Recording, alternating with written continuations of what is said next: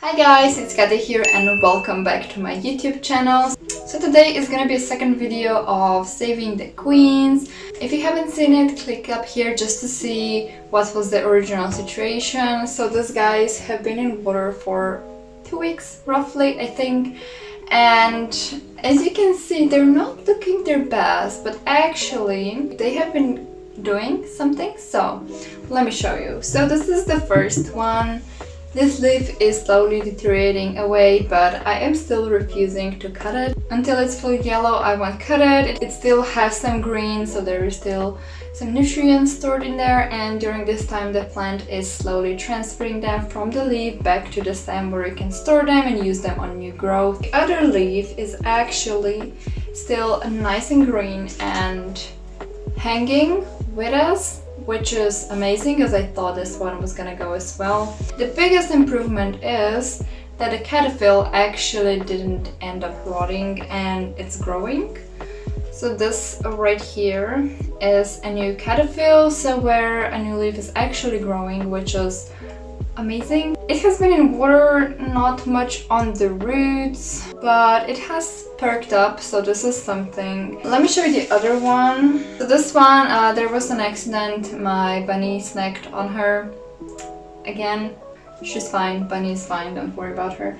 This was the leaf that we cut off. The petiole just broke, and this one actually has slightly more roots, and I can see that there are some tips that are growing, which is a really good news. And so the top caterpillar is also growing, so it hasn't died, which I thought it did. I thought it completely dried up, but the auxiliary buds that are along the stem are still waking up. Let me tell you what we're actually gonna do with these queens. So I kind of bought these to sell, and the thing is, I'm going to vacation and I won't be home for 2 weeks, and then I will be home for 1 week, and then I won't be home pretty much for a whole month because I got an internship in other cities. So I'll probably just go back over the weekend to take care of my plants, and I kind of want to minimize the stress, you know. So what we're gonna be doing today, we're actually gonna cut them up in pieces. So these guys do have roots, as I mentioned, and they have been growing, so otherwise I wouldn't just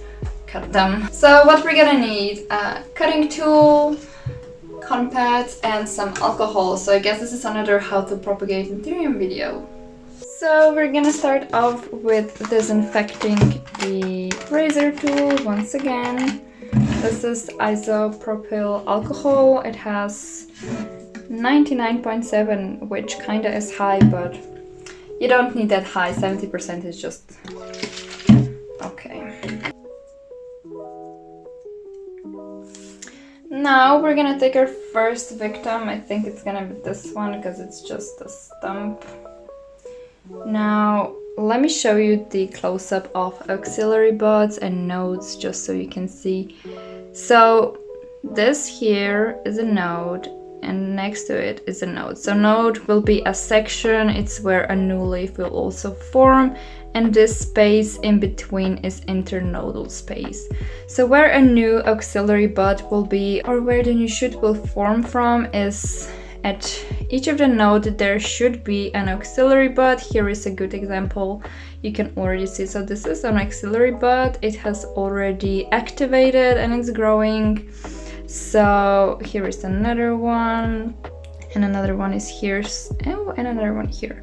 So as you can see, this plant has put a lot of its energy into activating several growth points just so it can survive.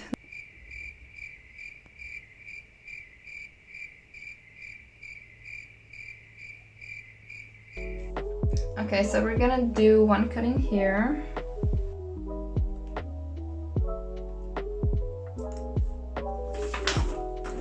So this is one cutting. Like you can see, it has several nodes. There is auxiliary bud.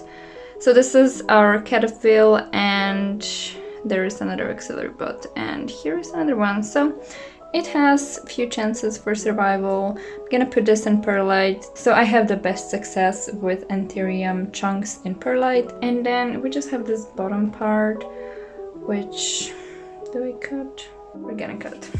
We like to live our life dangerously.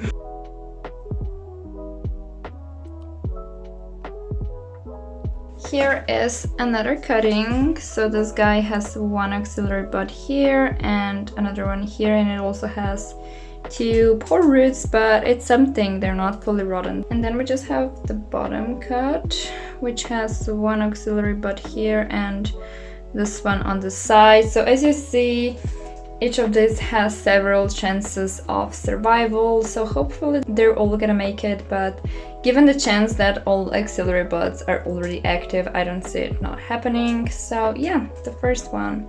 And then we have our big queen. So this one, I actually want to make like a top cutting of her with like majority of roots still intact, just because I want to keep this cataphil growing.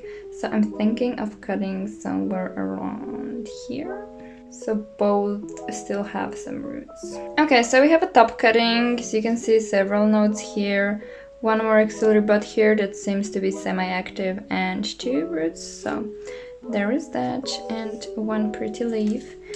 And then we just have the bottom part. So let's see for the auxiliary buds. One is here, definitely. There are definitely more, but they're not active, so I kind of don't feel like cutting it. Maybe I could.